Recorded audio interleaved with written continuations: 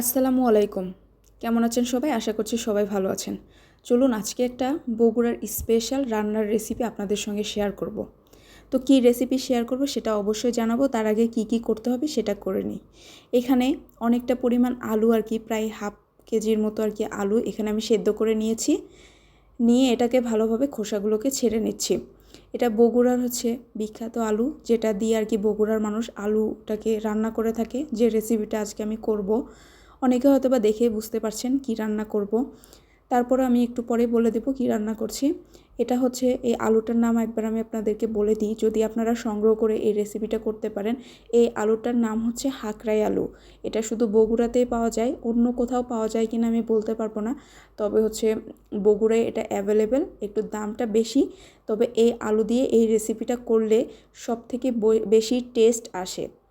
তো এই জন্য আমি এখানে ভালোভাবে আলুটাকে খোসা ছেড়ে নিয়ে ম্যাশ করে নিয়েছি। আর এখানে একটা চুলায় কড়াই বসিয়ে দিয়েছি।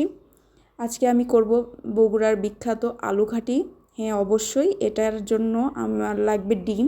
এখানে আমি 3টা ডিম নিয়ে নিয়েছি। ডিম দিয়ে আজকে আমি আলু ঘাটি করব।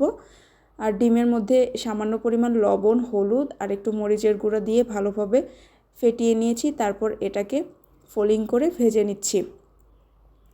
এই ডিম দিয়ে আলু ঘাটি কিন্তু অসম্ভব মজা লাগে, অবশ্যই বাসায় ট্রাই করে দেখবেন।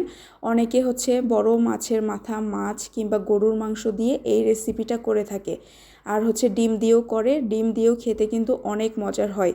অন্তত একবার হলেও বাসায় ট্রাই করে দেখবেন। অনেকে অনেকভাবে এটা রান্না করে, কিন্তু বগুড়ার মানুষ, বগুড়ার যে অরিজিনাল মানুষ, তারা কিন্তু এইভাবে এই আলু ঘাটিটা করে থাকে। আর এই আলুটাই ইউজ করে এই রেসিপিটা তৈরি করে। তো এখানে আমি অনেকটা পরিমাণ তেল নিয়েছি, তার মধ্যে পেঁয়াজ ভেজে নিয়েছি। তার মধ্যে দিয়ে দিয়েছি তেজপাতা, 2টা দারুচিনি, 4টা এলাচ আর গোটা জিরা ভালোভাবে ভেজে নিয়ে তারপর এখানে আমি আদা রসুন পেস্টটাকে ভালোভাবে ভেজে নিয়েছি। তারপর হলুদ, মরিচ, লবণ, একটু কাঁচামরিচ বাটা দিয়েছি। তারপরে ধনিয়া গুঁড়া দিয়েছি, লবণ দিয়েছি। ভালোভাবে মশলাটাকে কষিয়ে নিতে হবে। যত ভালোভাবে মশলাটাকে কষাবেন এই রেসিপিটা খেতে কিন্তু ততটাই মজার হবে। কারণ এই আলুটা দেওয়ার পরে বেশি পরিমাণ রান্না করা যাবে না। এই আলুটা এক ধরনের আঠালো টাইপের আলু। আর বেশিক্ষণ ভুনা করতে গেলে কিন্তু এই আঠালো ভাবটা নষ্ট হয়ে যাবে। এই জন্য চেষ্টা করতে হবে মশলাটাকে ভালোভাবে কষিয়ে নিয়ে তারপরে যেন আলুটাকে দিয়ে ভুনা করে নেওয়া হয়। তো এখানে আমি পর্যাপ্ত পরিমাণ পানি দিয়ে আলুটাকে কষিয়ে নেব।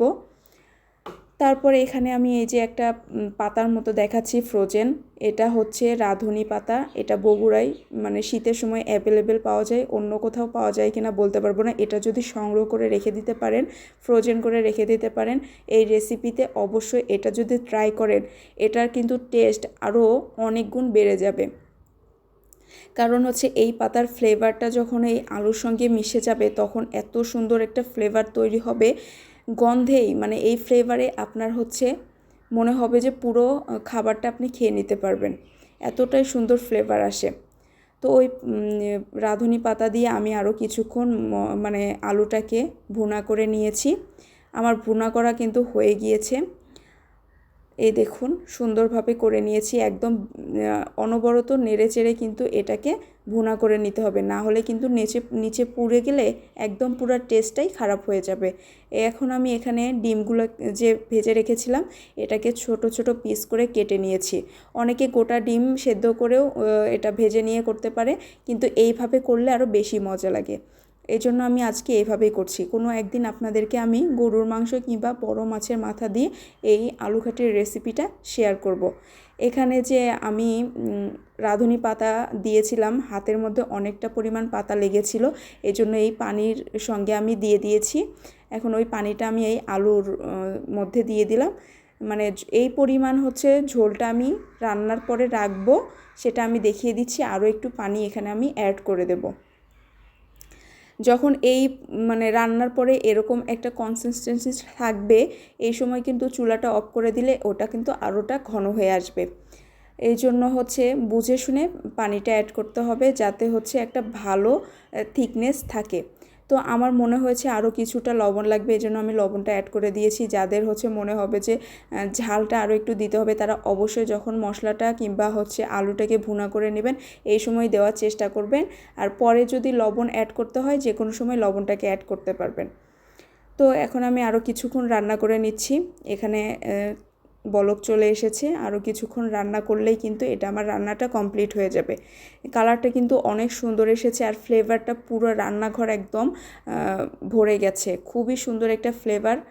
এটা দিয়ে কিন্তু আপনি 1 প্লেট ভাত এমনি খেয়ে নিতে পারবেন। তো আমার রান্না প্রায় শেষের দিকে। এখানে আমি এখন ভাজা ধনে জিরার গুঁড়া ছড়িয়ে দেব। এটা কিন্তু মাস্ট বি দিবেন, এটা দিলে আরও ভালো হয়। আর যাদের কাছে ওই রাঁধুনি পাতা থাকবে না তারা অবশ্যই চেষ্টা করবেন ধনে পাতা অ্যাড করার জন্য। এই দেখুন ফাইনাল লুকটা আমি দেখিয়ে দিলাম, কতটা সুন্দর হয়েছে।